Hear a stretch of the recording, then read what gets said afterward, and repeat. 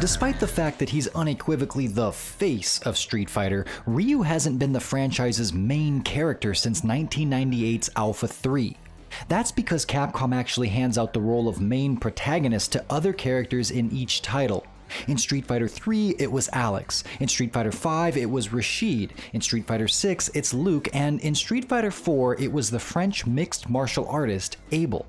You'd be forgiven if you didn't know that, or even if you didn't know who Abel is to begin with, as he did not make much of a splash as SF4's main character. Hell, he didn't make much of a splash as a Street Fighter character in general. If we're being honest, fans had more than a few reasons not to fancy the memory challenged hero, and we'll get into those here shortly, but the one that stands out more than any other is that, well, it looked like Capcom really didn't want them to. Well, good luck, Abel. Despite setting him up for success at first, it looks as though developers may have lost faith in what they were originally doing with Abel, allowing him to keep the title of Street Fighter IV protagonist, but sidelining him in most every other way. Before it gets wiped from our memory, please take a moment to like this video and subscribe to our channel for more Street Fighter explorations just like this one. Abel's original design was entirely different than the bulky grappler type he wound up becoming. Initially, developers intended for him to be a small male judo fighter who looked more like a girl than a boy thanks to the fact that he wore his hair in pigtails. Capcom battle planner Taisaku Okada described the initial intention, stating, "With Abel, we wanted to make someone representative of the weak can beat the strong, and so he was originally a small judo character who could be mistaken for a girl." Capcom then changed their mind, and keep note of this as it won't be the last time, in favor of mimicking Russian mixed martial arts expert Fedor Emelianenko along with professional wrestler Rob Van Dam, and added a sprinkling of Jean-Claude Van Damme for voice and facial features. All in all, not a bad foundation to start with, and a lot of the resulting moves and animations were pretty cool and satisfying to watch. That said, here we find what might have been the first misstep in Capcom's approach to making a good main character. They made him a grappler. Now, it's not to say that it'd be impossible to make a grappler archetype an appealing main character, as many such Street Fighters do have the charisma to do so, but these aren't the most popular types of characters for fans of the franchise to play as. It takes a special kind of player to main grappler archetypes, as they tend to start out at disadvantage in a lot of matchups.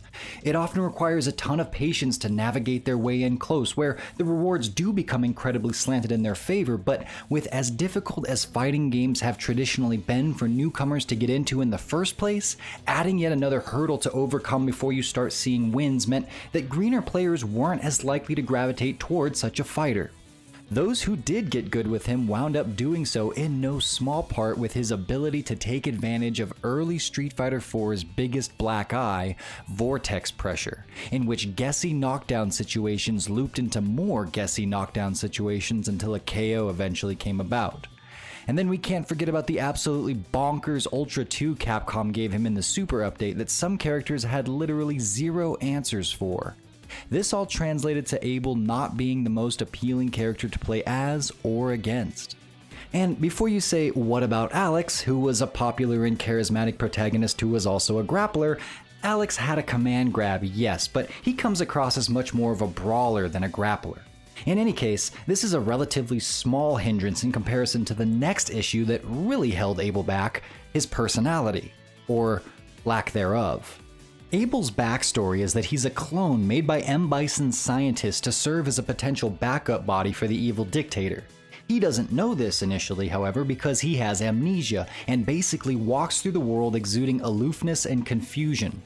While this approach works for giving a protagonist a blank slate nature that players can maybe project themselves onto, his development during the events of Street Fighter IV really wasn't all that well executed. First of all, the character was an absolute bore whenever he opened his mouth. Here's what most people saw in their very first introduction to him when choosing him during vanilla Street Fighter IV's arcade ladder. Chun-Li, I hear you're a detective. Let me ask you something. Have you found any new evidence? I have no memory of my past. From there, we do get a little bit of an enticing story as he explains how he was apparently found by a mysterious mercenary at a Shadaloo base, but it's really not enough to cause us to care too much since we have no inclination as to whom that mercenary might be. Fast forward to his rival battle with Guile, where he recognizes the sonic boom technique and thus implies that he's apparently crossed paths with Charlie Nash, the only other character who could do that move at this point in canonical story. The problem here is that Nash is definitively dead at this time, something Capcom further confirmed in the follow-up game Street Fighter V, so all this comes across as just weird and confusing without any further clarification, something we never get. The other main pillar of Abel's story is the fact that he's essentially from the same line of clones as the main villain of SF4, Seth. While Seth is still in the basic template form, Abel was apparently further fleshed out and given unique features, which perhaps accounts for the scarring on his face. Seth was originally going to be named Cain, as in the biblical story of the warring brothers of Cain and Abel, one of the deepest and most foundational stories in all of literature. He was later changed to be Seth, which is indeed the name of Adam and Eve's third son, who was something of a replacement for Abel after Cain murdered him, spoilers, but in Street Fighter IV, Seth and Abel hardly have any interaction. In fact, in the Street Fighter IV animated movie, The Ties That Bind, Ryu is elevated to being the main character who faces off with Seth, and Abel is relegated to almost not appearing in the entire movie at all. He simply pops up in the very end for about 6 seconds and says nothing. You see? Confusing and weird.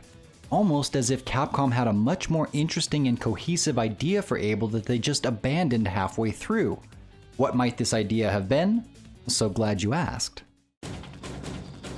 Guile and Nash are the only two characters who can throw sonic booms for the majority of Street Fighter's story, but that changes in Street Fighter III, which takes place chronologically after Street Fighters 4 and 5, with the introduction of the young French fighter Remy.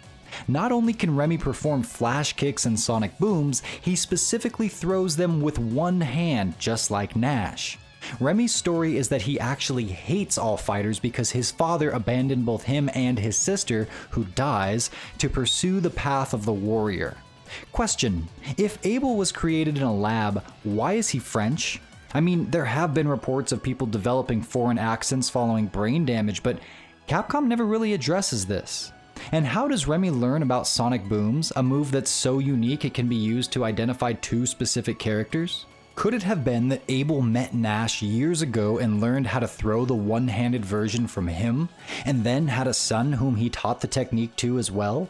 And then, through some tragic event involving Shadaloo, lost all his memory and thus forgot about the move as well as the son and the daughter he left back home in France? Yes, what if Abel was actually Remy's long-lost father? Remy would have just been a child during the events of Street Fighter IV after all. It's hard to tell if Capcom got caught up in the middle of a series of retcons here, with Nash being alive and Abel's origin as a clone or as a human. When Abel encounters Seth, he remarks how they look exactly the same, which... Right. Perhaps the original intent was to have Abel be a human who was abducted and used as the original specimen to design Seth clones after. It feels like this was more the tale Capcom was setting up for, since the story they actually went with never goes anywhere.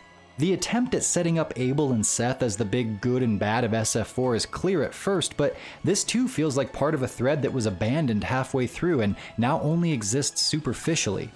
You'd also think Capcom would include their main character on more of the box art and marketing material for a game, even if it's a shared space with their main poster boy Ryu, but Abel doesn't pop up much in these avenues either. What could have been a deeply interesting newcomer with crucial contributions to both the historical and developing parts of the Street Fighter timeline wound up being a character who was boring, confusing, and sometimes incredibly frustrating to fight against. As a result, it was hard for a lot of fans to have anything but apathy for Abel, and so now his chances for coming back and getting a proper shot are hindered as well. They did give Abel a minor role in Street Fighter V's A Shadow Falls, where he's brainwashed by Bison and eventually freed by Nash. Neither he nor Nash recognize each other for what that's worth, and this appearance really didn't offer any answers either way. As to why Capcom seemed to choose to make Abel a mere shell of what he was en route to being is anyone's guess. This isn't the first time we've seen them contradict storylines or create intriguing build-ups that lead ultimately to nothing, but the likely culprit is too many cooks in the development kitchen and the ever-changing priorities that come with that. What do you think? Did Capcom go a little brainless with Abel, getting tangled up with multiple storylines? Do you hope to see them untangled and clarified in the future, or should we all just move on? I've been John Velociraptor Guerrero for EventHubs. Thank you so much for watching, and we'll see you in the next video.